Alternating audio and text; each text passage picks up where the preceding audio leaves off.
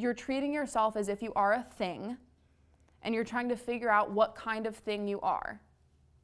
So you look at your results and you say, okay, I don't have the partner that I want. So what's wrong with me such that I don't have the partner? There's nothing wrong with you. It's just that you haven't taken all of the actions in alignment with that commitment for long enough. That's it. There's nothing about you. You are no thing. If we opened you up, we would not find not committed. We would not find all over the place. We would not find confused. None of that is within you. You made that all up as a defense mechanism to protect you from having to be vulnerable and having to really get that you can have whatever you want.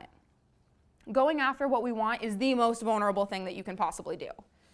Declaring what you want and wanting it and allowing yourself to experience that desire and giving yourself permission to want that thing and actually going for it is the most vulnerable that you can get.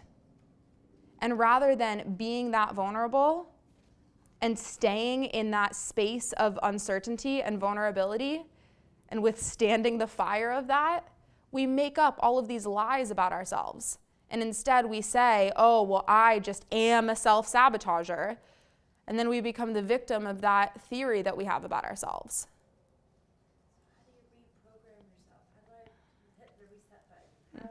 How do you, when those thoughts come? By seeing how sneaky they are. By looking at them in the face.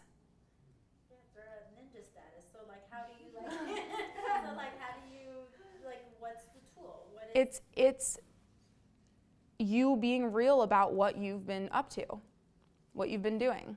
Being real about that you've been making yourself the victim of circumstances. And you've been complaining about not having what you want, and meanwhile you haven't been taking all the actions that it would take to produce that.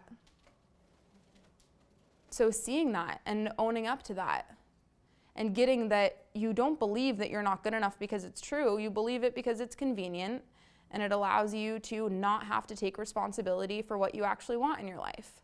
You're not taking responsibility for your own fulfillment. And until you really get that, you have no power over it. Because you're still the victim of your story about yourself.